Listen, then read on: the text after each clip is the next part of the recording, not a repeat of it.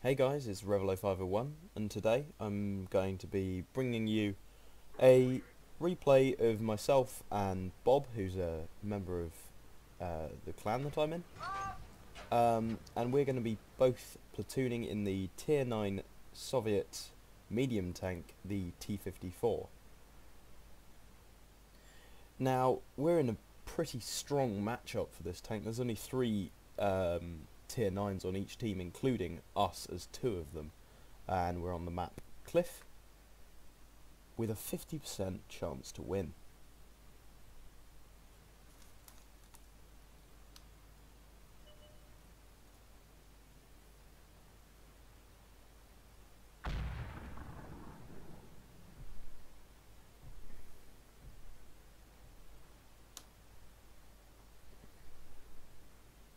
You might notice a slight difference in the quality of my video.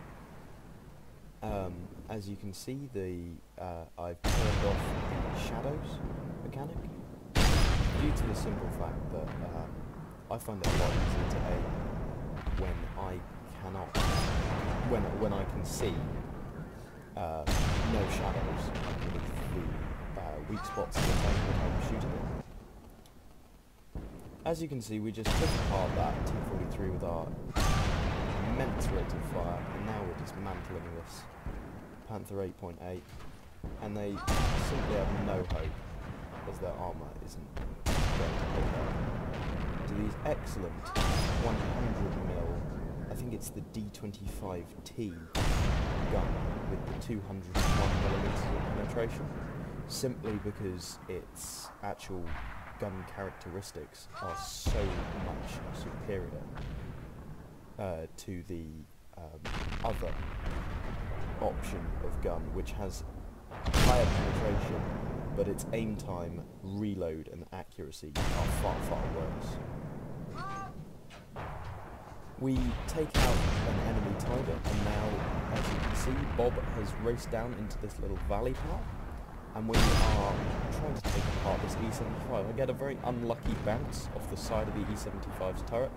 That shot would normally be quite a reliable penetration, but for some reason it bounced, but the second shot does not. Bob has been taken out, but he did plenty of damage before he was taken out, and I'm now taking out this AMX 1390, or attempting to, and he is finished off by the T-28 prototype on our team. I am now in a very, very strong and almost uncontested position on this map, especially for such a high tier and very strongly armoured tank such as the T-54. The IS's gun really isn't a threat to this tank, as it just doesn't have the penetration. The VK is slightly more of a threat due to the fact that it may be using the either the 105mm or the 85mm long 88 gun, not the 85mm, that's a Russian gun, both of which are capable of penetrating my armour, but when I'm angled and when he's shooting up at my upper plate, there is simply no chance that he's going to penetrate. I then want to get onto the same ground as they are, because this tank has it doesn't have very good gun depression. VK uses his repair kit, but decides to go straight back out and allow me to track him and not take any damage in return.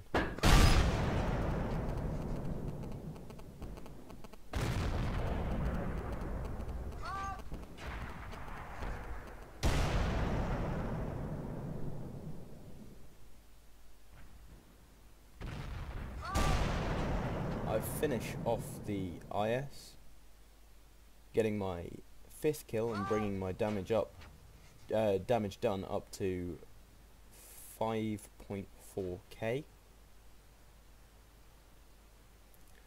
And now I'm moving over to the other side of the map to try and get the top gun, but it doesn't look like I'm going to be able to.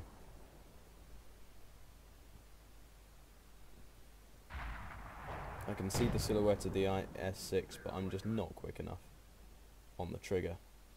I didn't want to team kill the T-54 as he was going past.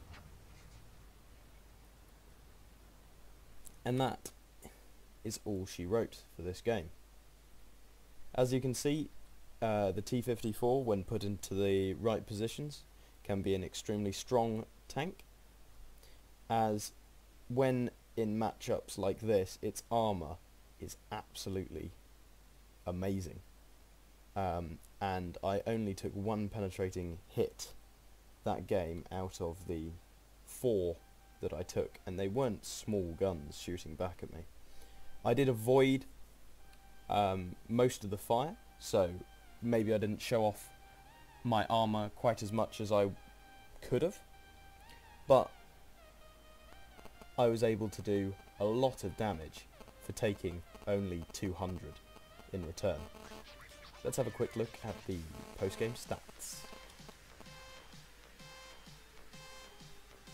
Here's the results screen for the game in the T-54. This was the first class, and we got Fighter, Duelist, Fire for Effect, Bruiser, and High Caliber.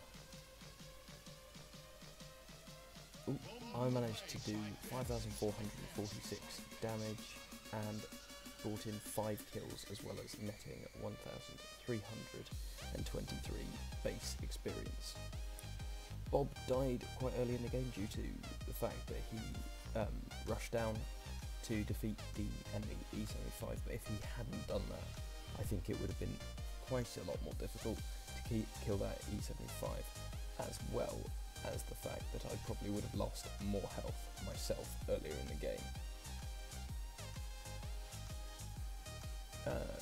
Due to the fact that we didn't need to fire any premium rounds, we earned 53,461 credits, and after all multipliers taken into account, due to the first victory, that was 3,968 experience.